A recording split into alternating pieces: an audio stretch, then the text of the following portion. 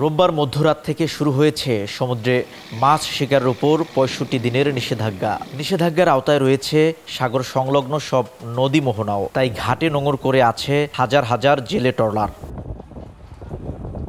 নিষেধাজ্ঞা কালে পটুয়াখালীতে বেকার হয়ে পড়েছেন ১ লাখেরও বেশি জেলে। এ সময় বাংলাদেশের কোনো জেলে সাগরে মাছ ধরতে পারবেন না। তারা জানান, দেশের জেলেরা মাছ না ধরলেও ভারতীয় জেলেরা বাংলাদেশের জলসীমায় ঢুকে অবাধে মাছ ধরেন। পাশাপাশি সরকার নির্ধারিত খাদ্য সহায়তা সময় মতো না পাওয়ায় কষ্টে দিন কাটে তাদের। বাংলাদেশের ট্রলারে মাছ ধরতে পারবো না, ইন্ডিয়ার ট্রলারে মাছ ধরবো, বিচার তো সবার জন্য এক সমান। এক সাগরে দুই নিয়ম হয় কিভাবে যদি ইন্ডিয়ানরাও ইন্ডিয়ার সাথে এক লাখে মিলেই দেয়। বিশেষজ্ঞরা জানান, ভারত ও মিয়ানমারের সঙ্গে সমন্বয় করে অভিন্ন সময় নির্ধারণ না করা হলে নিষেধাজ্ঞার সুফল মিলবে না। যে উদ্দেশ্যে দিয়েছি সেই মাছগুলো এখানে ব্রিড করছে কিনা বা ব্রিড করলে আমাদের আসলে কি সময়সীমা বাড়ানো দরকার বা এদিকে আকপিস করা দরকারটা নিয়ে কাজ অলরেডি শুরু হয়ে গেছে। ইন্ডিয়া বা মায়ানমারের সাথে কথা বলে এমন একটা সময় নির্ধারণ করতে হবে যেন একই সময়ে ব্যানটা হয়।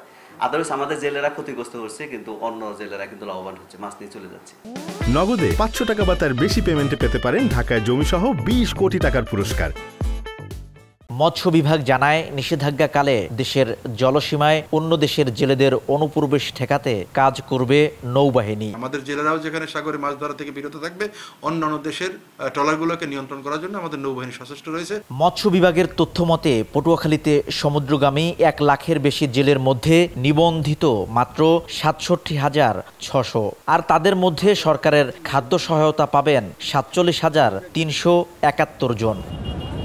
শিকদার জাবির হোসেন, সময় সংবাদ, পটুয়াখালী।